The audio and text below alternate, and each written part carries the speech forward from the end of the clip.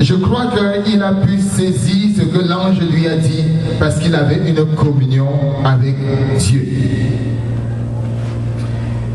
Deuxième chose que nous retenons dans ce passage, c'est le témoignage qu'il va rendre à l'eunuque éthiopien.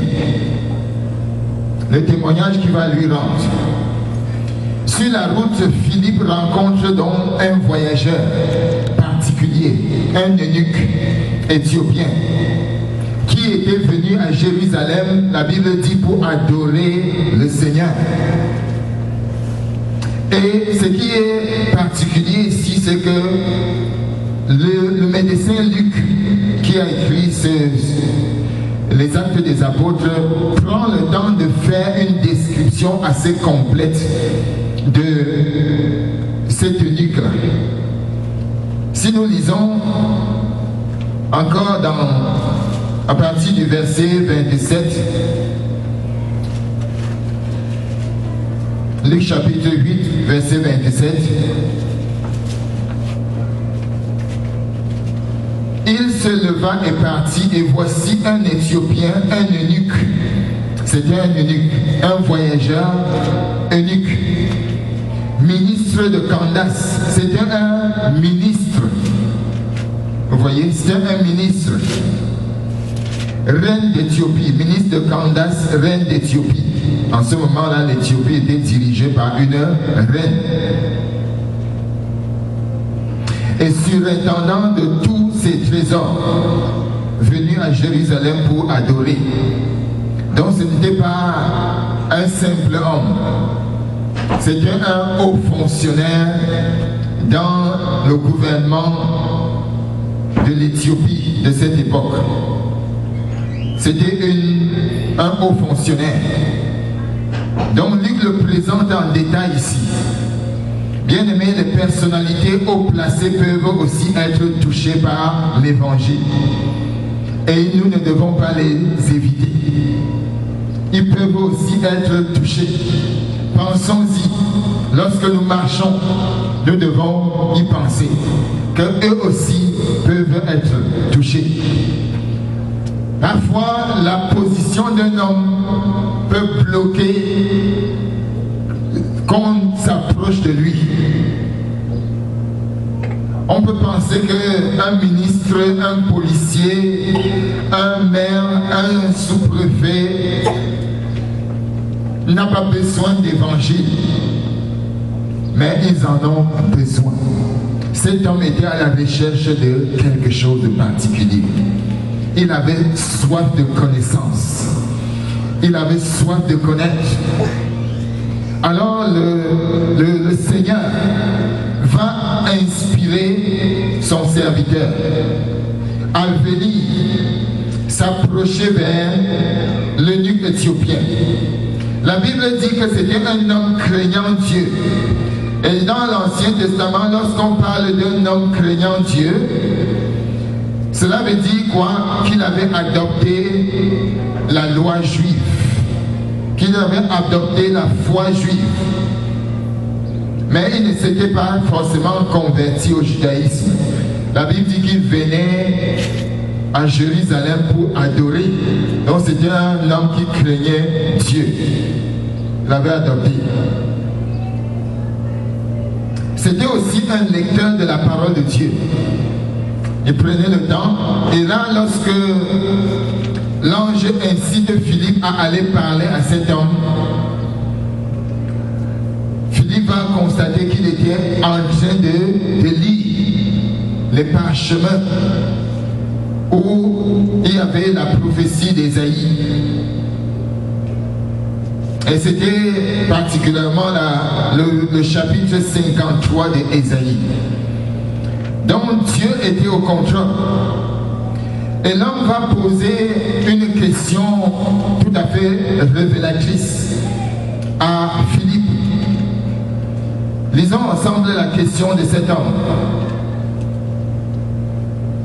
L'eunuque dit à Philippe, je te prie, de qui le prophète parle-t-il ainsi?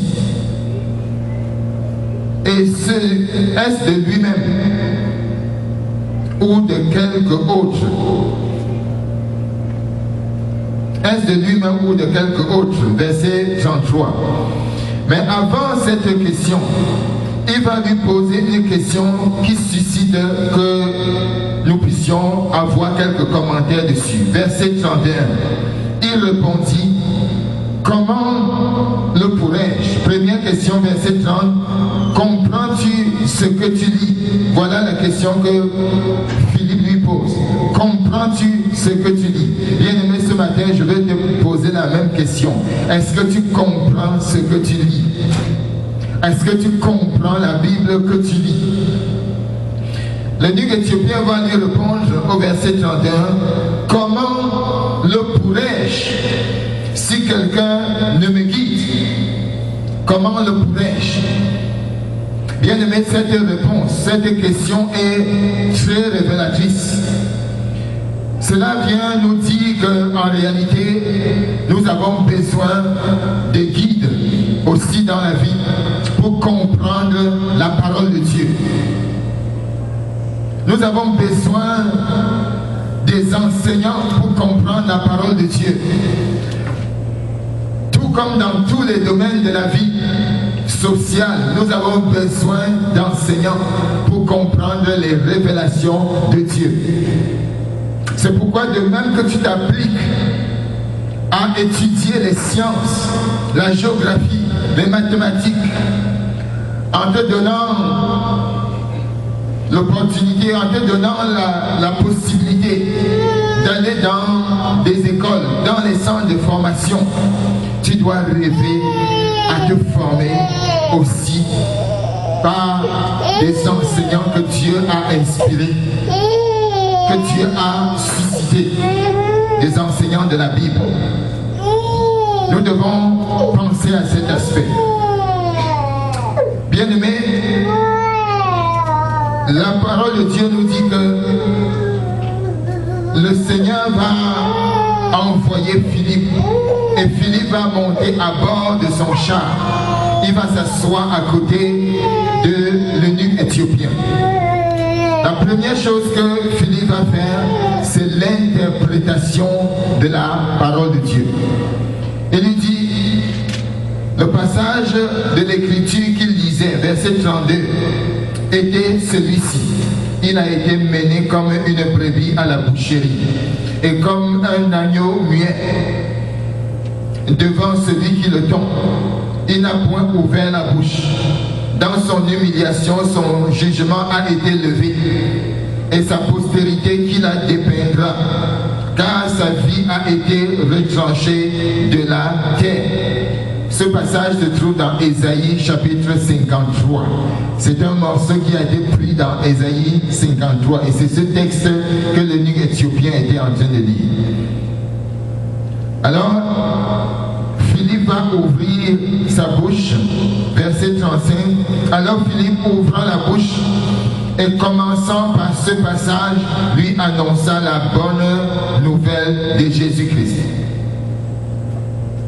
Première chose, Philippe va lui interpréter le passage qu'il ne comprenait pas. Mais il ne va pas s'arrêter à ce niveau-là. Il va lui annoncer la bonne nouvelle de Jésus-Christ. Bien-aimé, lorsque nous nous approchons d'une personne, le tout n'est pas de lui expliquer, mais le plus important, c'est de lui annoncer la bonne nouvelle, afin qu'il entre dans la vie de Christ. C'est le plus important. Il cherchait à comprendre. Et Philippe l'a aidé à comprendre, mais il a aidé aussi à entrer dans le plan de Dieu pour lui, le plan du salut. Ce matin, je veux particulièrement m'adresser à ceux qui vont se baptiser tout à l'heure, mais aussi à ceux qui sont déjà baptisés. La Bible dit qu'après avoir entendu le message de l'évangile, l'eunuque éthiopien crut. L'eunuque éthiopien a cru à la bonne nouvelle. Amen. Il a cru à la bonne nouvelle. Et lorsqu'il a cru, il n'a pas remis à plus tard son baptême. Il n'a pas remis à l'année prochaine. il a directement été disposé à se baptiser. Dans le verset 36, comme ils continuaient leur chemin, ils rencontraient de l'eau. Et l'eunuque dit, voici de l'eau. Qu'est-ce qui empêche que je sois baptisé? Amen. Qu'est-ce qui empêche que je sois baptisé? Bien-aimé, si tu crois, tu peux être baptisé. Et c'est ce que Philippe a dit à l'eunuque éthiopien. Mais si tu crois de tout ton cœur, tu peux être baptisé. If you believe with all your heart, you can be baptized. Bien-aimé, je ne sais pas quelle est ta relation avec Dieu ce matin. Je ne sais pas si tu as cru au Seigneur Jésus. Mais tu peux croire ce matin. Crois que Jésus-Christ est mort sur la croix pour toi, pour prendre tes péchés. Crois que la vie qu'il a donnée sur la croix est aussi ta vie. Il connaît ta vie depuis ta naissance. Il connaît tes faiblesses, il connaît tes manquements. Il connaît ce que tu as fait quand tu es seul, ce que tu as fait quand tu étais avec les autres. Tout est enregistré. Et ce matin, ça peut être un point de départ pour toi. Un nouveau point de départ pour toi. Tu peux ouvrir une nouvelle page dans ta vie et entrer dans la vie de Dieu. Dans la vie de bonheur que Dieu promet. Bien-aimé, ce passage nous donne de comprendre que lorsque la parole de Dieu est annoncée, cette parole n'est pas annoncée aux autres, mais c'est annoncé à vous. Amen. C'est annoncé à vous. La parole de Dieu s'est annoncée à toi ce matin. Et tu peux croire et même te joindre à ceux qui vont se baptiser tout à l'heure. Est-ce que quelqu'un est d'accord avec moi? On n'a pas besoin d'attendre longtemps. Tu peux croire et dire, moi aussi je veux me baptiser. J'ai connu des personnes qui sont venues pour visiter les gens ou bien pour assister des gens qui devaient se baptiser. Et ce même jour, ils crurent au Seigneur, se joignirent aux candidats au baptême et se baptisèrent. Bien-aimés, nous devons dépasser les traditions des hommes. Certains pensent que la meilleure façon de faire, c'est de croire d'abord, se perfectionner, ensuite se baptiser. Ce n'est pas ce que la Bible dit. La Bible dit dans Marc chapitre 16, verset 16, celui qui croira et sera baptisé sera sauvé. Amen. Celui qui croira et sera baptisé sera sauvé. Donc nous n'avons pas logiquement, quand quelqu'un croit, il ne doit plus attendre. Il doit obéir. Et le baptême donc, c'est un acte d'obéissance. Première chose, le baptême c'est un acte d'obéissance. Nous voyons cela dans ce passage que nous avons lu. L'eunuque éthiopien avait cru, donc il avait accepté que Jésus-Christ soit son Seigneur et son Sauveur. Première chose, il faut croire. Deuxième chose, il faut obéir et se baptiser. Il crut et il vit de l'eau et il ne s'empêcha pas d'entrer dans les eaux. Philippe dit, si tu crois sincèrement, si tu crois de tout ton cœur, cela est possible. Et ils entraient dans l'eau, ils furent baptisés. Amen. Ils furent baptisés. Bien-aimé, le baptême n'est pas optionnel. Même si le baptême ne sauve pas, le baptême est essentiel. Celui qui ne se baptise pas perd beaucoup de bénédictions de Dieu. Il ferme comme la porte des bénédictions de Dieu dans sa vie. C'est comme s'il n'avait pas ouvert le ciel pour entendre la voix de Dieu. Allons dans Matthieu chapitre 3, verset 11. Matthieu 3, verset 11.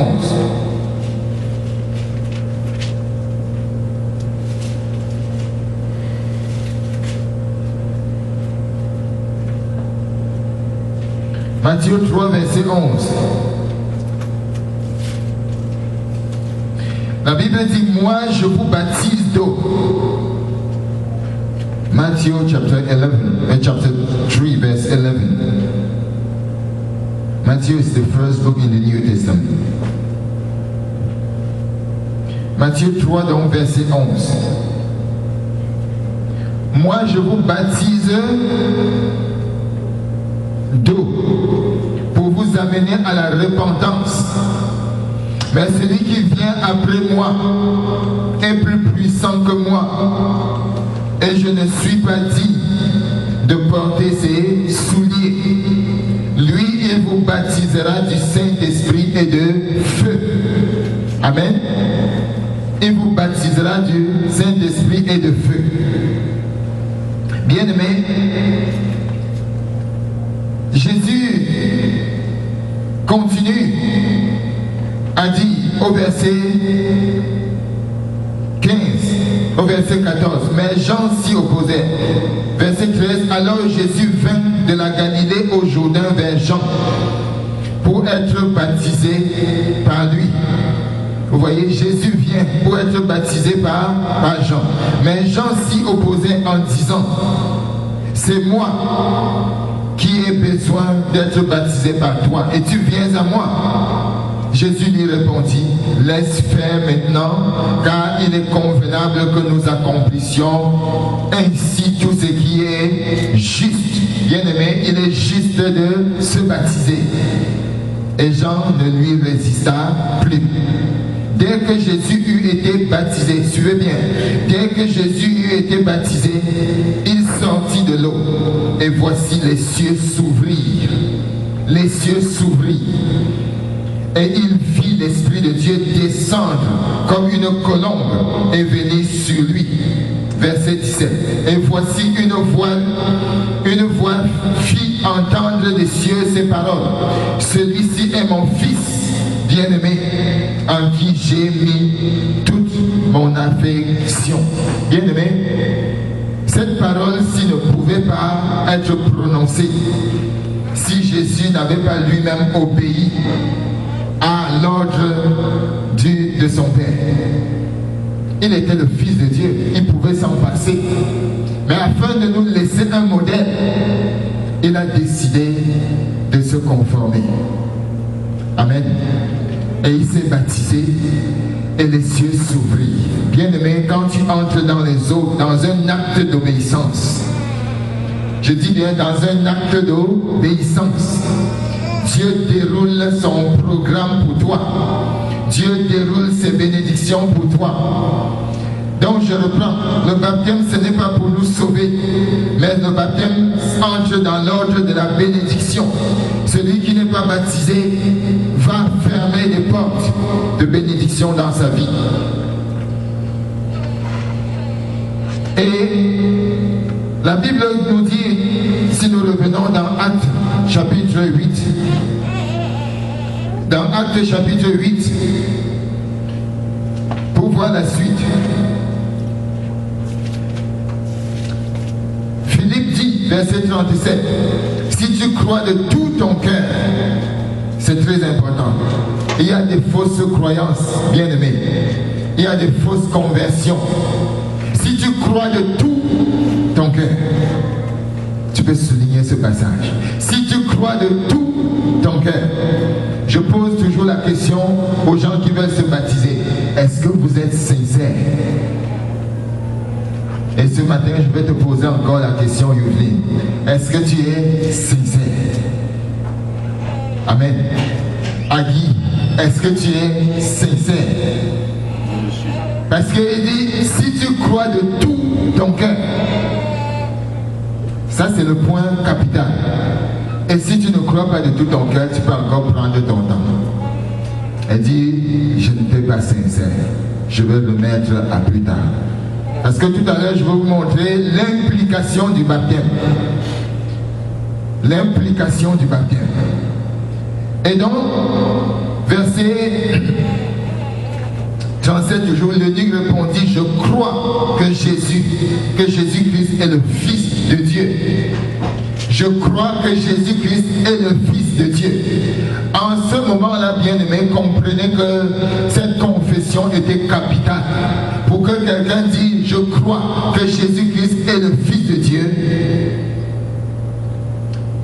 il fallait dépasser simplement le fait de savoir qu'on est de la descendance d'Abraham. Les Juifs, jusqu'à présent, ne croient pas que Jésus est le Fils de Dieu. Et si tu confessais en ce moment-là, c'était un acte, un engagement sincère. Alors, verset 38, il fit arrêter le char. Bien aimé, tout à l'heure, nous allons arrêter nos chars, sortis pour que vous soyez baptisés. Philippe, donc, et l'eunuque éthiopien descendit tous deux dans l'eau et Philippe baptisa l'eunuque éthiopien. Il le baptisa.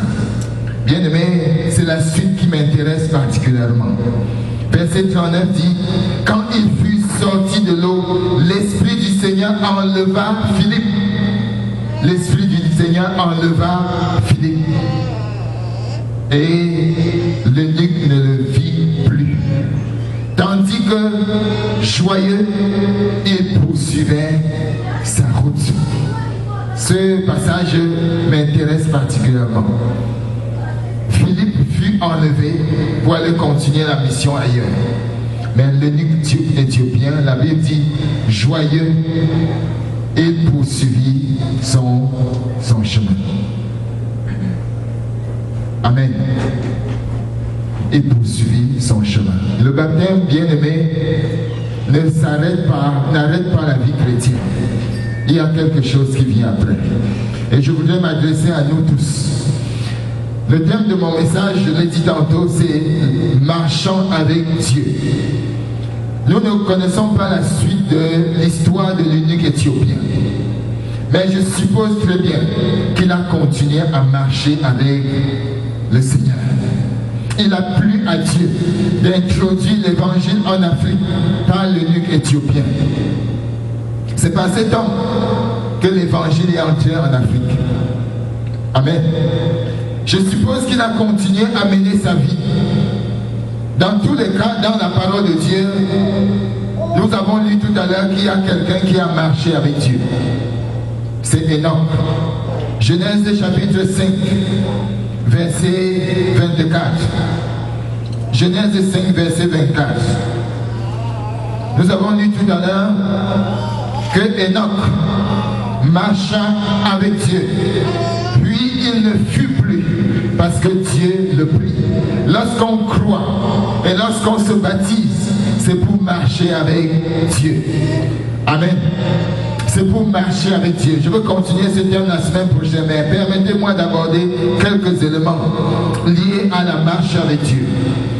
L'eunuque éthiopien, nous croyons, il a marché avec Dieu. Et Enoch marcha aussi avec Dieu. Qu'est-ce que marcher avec Dieu? Qu'est-ce que cela signifie? Marcher avec Dieu, bien-aimé, signifie tout simplement vivre en sa présence. Vivre en sa présence. Dans Genèse chapitre 17, nous voyons que la Bible dit que Abraham marcha en présence de Dieu. Abraham marcha en présence de Dieu. Marcher avec Dieu, c'est avoir une vie réglée par sa volonté. Comment le jeune homme marchera-t-il? C'est en réglant sa vie selon ta parole. Le psaume 119. C'est en se conformant à sa parole. Marcher avec Dieu, bien-aimé, c'est mener une vie inspirée par son esprit. C'est mener une vie consacrée à son service. Trois choses au moins, ce que nous pouvons retenir de marcher avec Dieu. Première chose, c'est marcher, c'est vivre en sa présence. Deuxième chose, c'est régler sa vie selon la volonté de Dieu. Troisième chose, c'est mener une vie inspirée par l'Esprit de Dieu et consacré à son service. Bien-aimé, cela implique, premièrement, une vie de soumission, une vie entièrement soumise à Dieu. La Bible dit Enoch marcha avec Dieu. Et lorsque nous recherchons l'étymologie, c'est-à-dire la signification de Enoch, Enoch signifie consacré. Tu peux noter cela. Enoch signifie consacré. C'était un homme entièrement soumis à Dieu. Il était consacré. Bien-aimé, Dieu demande que tu aies une vie consacrée. Lorsque tu te baptises, ce n'est pas pour autre chose que de consacrer ta vie à Dieu. Vous qui allez être baptisés aujourd'hui, Dieu vous appelle à une vie de consécration, à une vie entièrement soumise à lui. Cela veut dire quoi? Cela veut dire qu'il était conforme au plan et à la volonté de Dieu. Sa vie était conforme au plan et à sa volonté. Deuxième chose que cela implique, marcher avec Dieu, c'est avoir avec Dieu une communion permanente. Une communion permanente. La Bible dit dans Amos chapitre 3 verset 3, suivez-moi bien. Amos chapitre 3 verset 3. Deux hommes marchent-ils ensemble sans être convenus? Amen. Lorsque un enfant de Dieu croit en Dieu, il y a une alliance qui se tisse entre toi et Dieu. Il faut que vous ayez cette alliance-là pour pouvoir être en communion. Bien-aimé, cela implique une communion avec Dieu. Être en bonne communion, en bon terme avec Dieu, fait paraître le chemin plus facile et plus court. Lorsque tu es en communion avec une personne, le chemin est plus court. Amen. Est-ce qu'on est d'accord? Lorsqu'on est en communion, la vie est plus facile. Lorsqu'on est en communion avec une personne, et le chemin, les difficultés sont plus faciles à supporter. Mais lorsqu'il y a la zizanie, lorsqu'il y a des conflits, lorsqu'il y a manque de communion, le chemin est très long. Amen. Le chemin est très long et vous allez tourner en rond. Vous allez tourner en rond. Celui qui n'est pas en communion avec Dieu va tourner en rond jusqu'à ce que tu arranges toutes choses avec Dieu. Bien-aimé, Israël a fait l'expérience du manque de communion avec Dieu. Ils sont sortis de l'Égypte et selon la parole de Dieu, ils devaient faire 4 ans pour traverser le désert et arriver à la terre promise. Parce que leur communion avec Dieu était entachée à cause des murmures et des plaintes. Ils ont fait 40 jours, 40 années, pardon. Ils ont fait 40 années dans le désert, tournant et retournant, se trompant de chemin. Est-ce que vous avez un auto? Ceux qui ont un auto savent comment c'est difficile de se tromper de chemin, de sortir à une sortie qu'on ne devait pas prendre. Amen. On va tourner en rond. On va tourner en rond. Bien-aimé, la communion avec Dieu est essentielle et la vie semble plus facile. Lorsque tu es en communion avec Dieu, le chemin est moins court, est moins long, est plus court.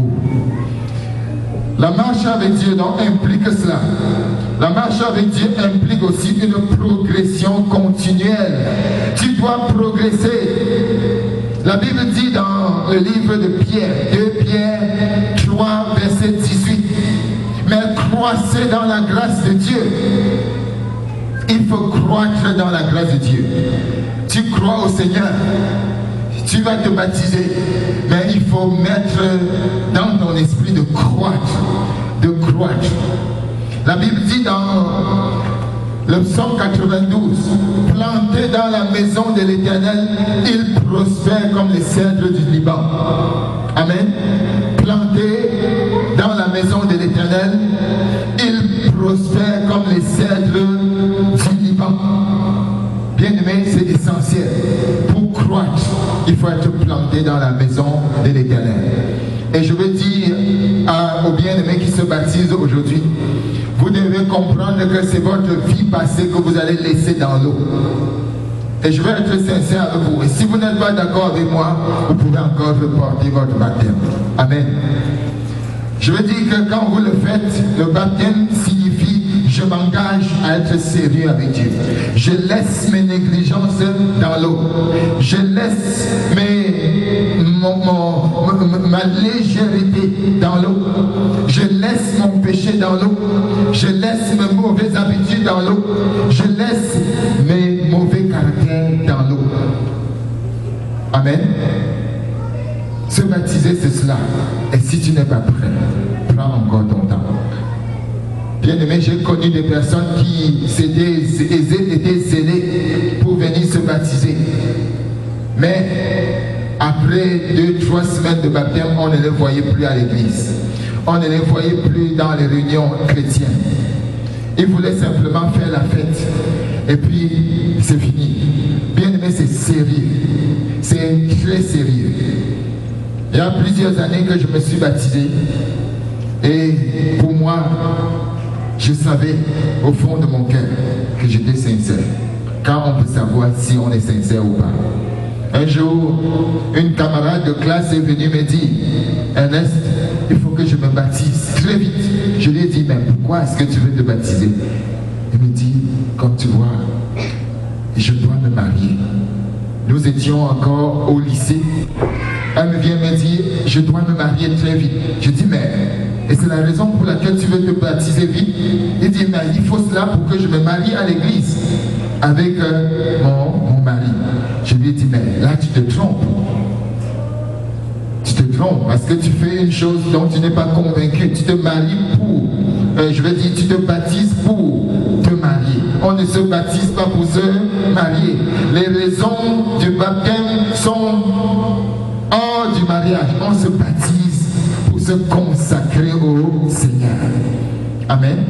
On se baptise pour servir le Seigneur. Je ne dis pas que tu ne vas pas te marier, mais ce n'est pas ça la raison du baptême. Elle se trouve ailleurs. Il faut une progression continuelle. Marcher avec Dieu implique qu'on le connaisse de mieux en mieux.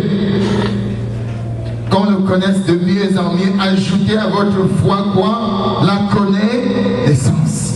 Il faut le connaître de mieux en mieux. La lumière de ton sentier. La lumière du sentier que tu prends, c'est une lumière qui doit de plus en plus resplendir. Quand tu es enfant de Dieu, ta lumière doit de plus en plus resplendir. Et bien aimé, ce n'est pas un autre qui va le faire, c'est toi-même. Par une lecture assidue, par une lecture progressive et continuelle de la parole de Dieu. Fais briller ta lumière. Sois une personne différente. Sois une personne engagée. Sois une personne déterminée, passionnée pour le Seigneur. Et tu verras, tu seras un modèle. La Bible dit, sois un modèle. Que personne ne méprise ta jeunesse, mais sois un modèle pour les fidèles, en parole, en acte, en conduite, en foi, jusqu'à ce que je vienne, dit l'apôtre Paul, jusqu'à ce que je vienne. Applique-toi à l'enseignement, à la lecture de la parole de Dieu. Amen.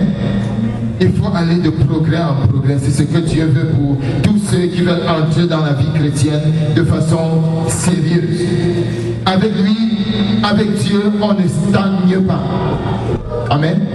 Supposons que vous êtes dans une classe et vous n'avez jamais plus de 9 sur 20. Vous stagnez à 9. Ça ne change pas grand-chose. Avec Dieu aussi, il faut aller de progrès en progrès. C'est une vie remplie, bien aimé, remplie. La Bible dit que cette parole habite dans vos cœurs, dans toute sa richesse. Toute sa richesse. Quatrième chose que cela implique, marcher avec Dieu alors que nous achevons. Quatrième chose, c'est la séparation totale. Amen. Séparation totale. Il faut le noter. Séparation totale. On ne peut pas imaginer Enoch prenant part au plaisir du monde. Est-ce que vous imaginez ça de Enoch prenant part au plaisir du monde? Non, Enoch n'avait que faire des boîtes de nuit. Enoch n'avait que faire des parties qui ne glorifient pas Dieu. Enoch n'avait que faire des causeries et des choses qui ne glorifient pas Dieu. La Bible dit que c'était un homme qui marchait et qui était agréable à Dieu. Vous serez saints, nous dit Lévitique 20, verset 7. Car Dieu est saint, Dieu est lumière. Et ceux qui aiment la lumière ne marchent pas dans les ténèbres. Amen. Ceux qui aiment la lumière cherchent la lumière. Ceux qui aiment la lumière s'approchent de la parole de Dieu, aiment la prière, aiment l'évangélisation. Ceux qui aiment la lumière aiment Jésus-Christ. Il n'y a rien de caché. Ils viennent à la lumière. Bien-aimé, est-ce que tu es prêt à ouvrir toutes les valises qui étaient fermées dans ta vie secrète alors que tu vas entrer dans le baptême, les eaux du baptême? Et dis, Seigneur, tel que je suis, je viens à toi. Je n'ai plus rien à cacher. Ma vie t'appartient entièrement. La Bible dit, si quelqu'un est en Christ, il est une nouvelle créature. Les choses anciennes sont passées. Voici, toutes choses sont devenues nouvelles. Amen.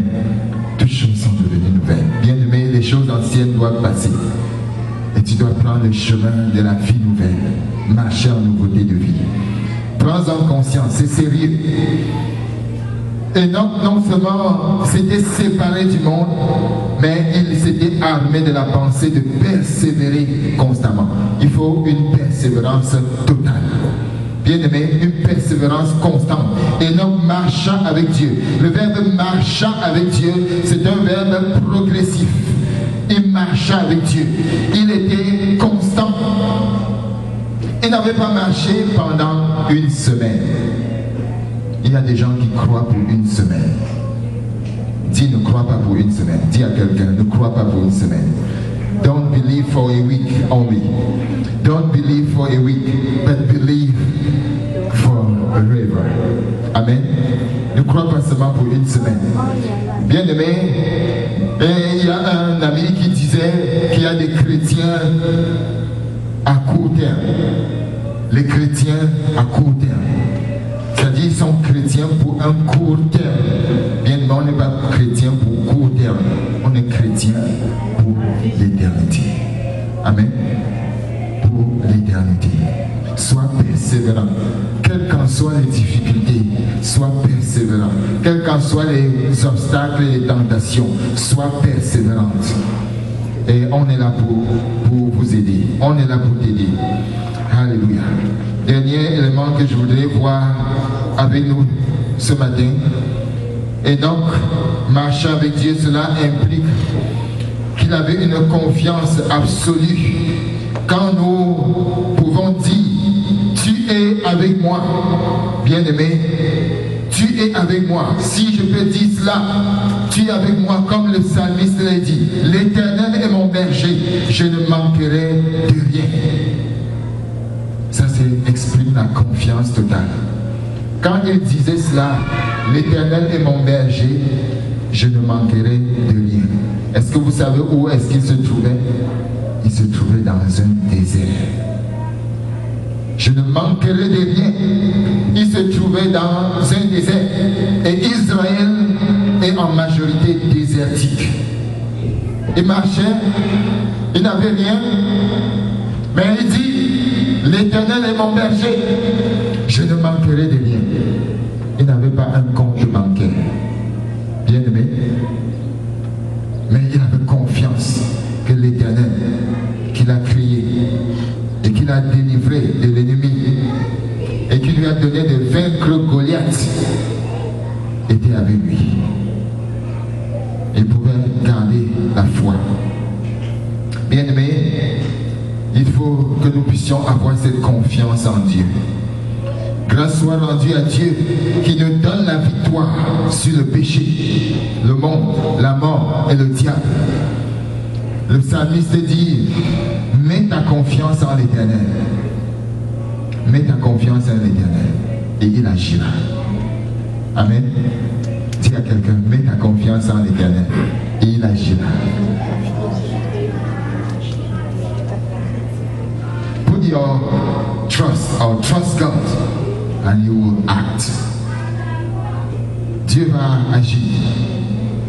Bien-aimés, nous allons continuer dimanche prochain.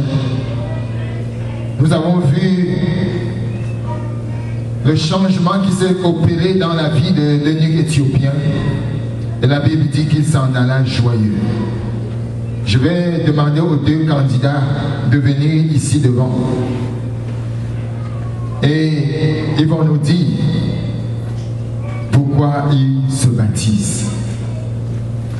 Amen. Et ils vont dire cela devant toute l'assemblée. Pourquoi ils se baptisent.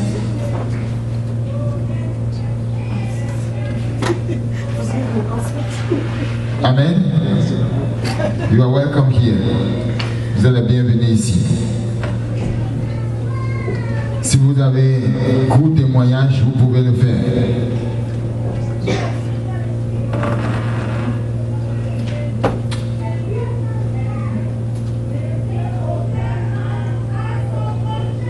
Nous attendons toujours Evelyne. Tu peux prendre ton temps.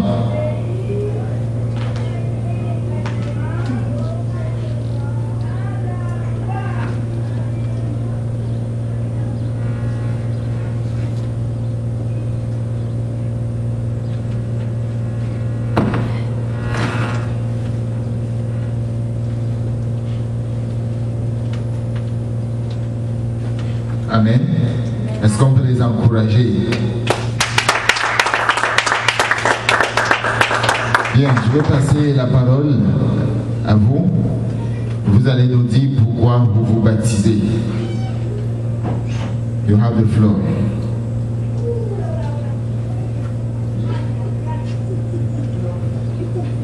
Amen. Bien-aimé, j'ai décidé de m'engager dans le baptême. D'abord, comme a dit le pasteur, pour honorer la loi de Dieu et aussi pour vivre en sa présence.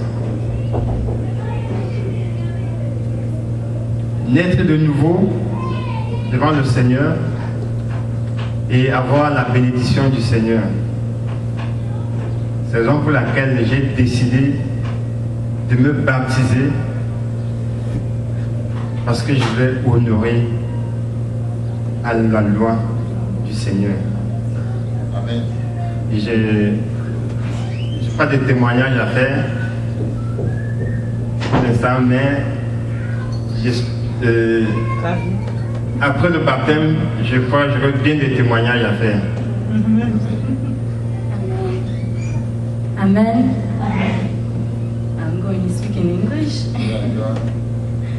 Well, many of you may not know my testimony, but I've been left alone since I was little. I felt abandoned by everyone and everything. I had no family member. I had nobody to rely on. I was very little and I did a lot of mistakes. I made a lot of horrible choices in my life. J'ai fait beaucoup d'erreurs, de fautes dans ma vie quand j'étais petite. And those mistakes, not any mistakes that any other kids would make, because they have some parents or somebody to guide them. D'autres personnes ont des parents pour les conduire, mais ce n'est pas mon cas, je n'ai pas de parents. So it's been really hard for me. Et ça a été vraiment difficile pour moi. But by the grace of God, I am here today, and it's only because of God and nobody else. Et je suis là grâce à Dieu, et seulement grâce à lui et pas d'autres personnes. So I decided to put everything and give Him everything, because He deserves all the glory. Et j'ai commencé par lui remettre toutes choses parce qu'il mérite toute la gloire. I am here because of God, and this is why I'm getting baptized, to give Him all the glory that He deserves. Je suis là et je me baptise parce que je veux donner toute gloire à Dieu parce qu'il mérite toute gloire. Amen.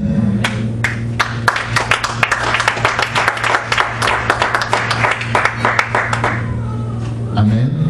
Est-ce qu'on peut étendre nos mains vers eux? On va prier pour eux. À jamais tu seras, à jamais tu seras l'agneau sur le trône, oh l'agneau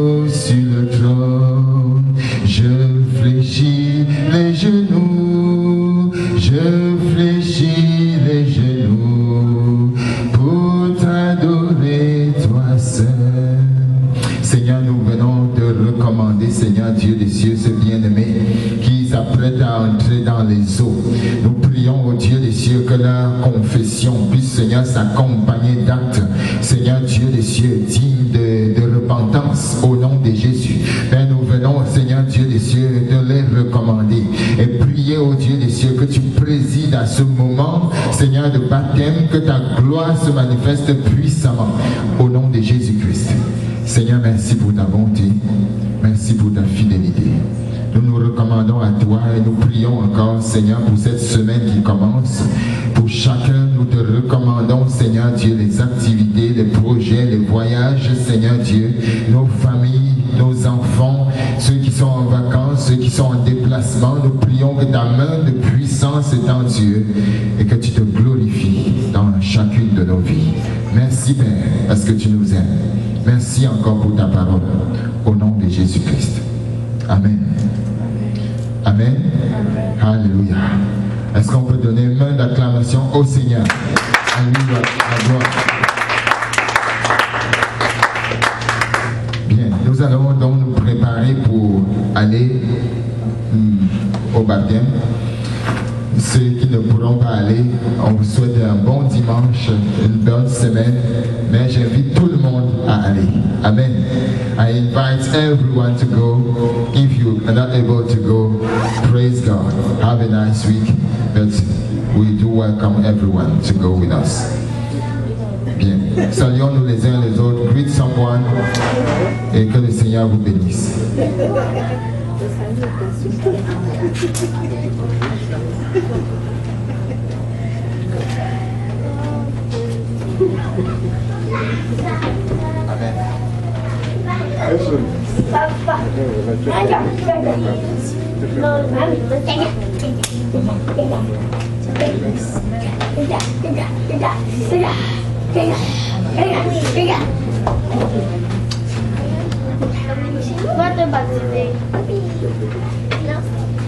Il y a juste 2 personnes qui se battent. Allô? Oui. Tu vois mon bloc, c'est comme ça. Papa, c'est comme ça. Papa,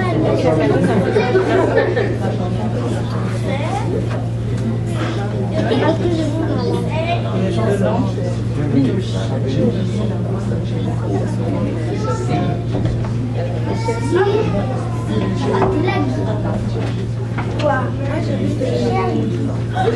Non, on est cherché. Ah, parce qu'elle a beaucoup travaillé.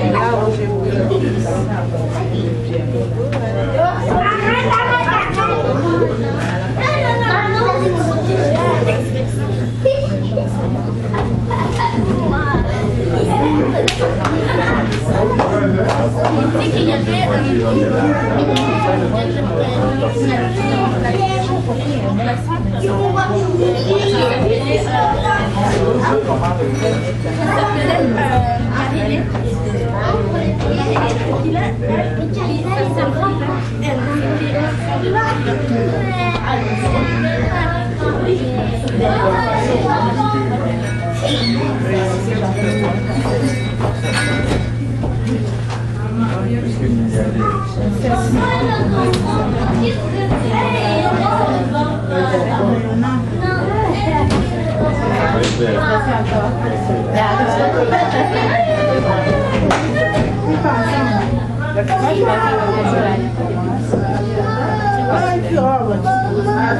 C'est pas ça. Non, tu vas voir. Tu vas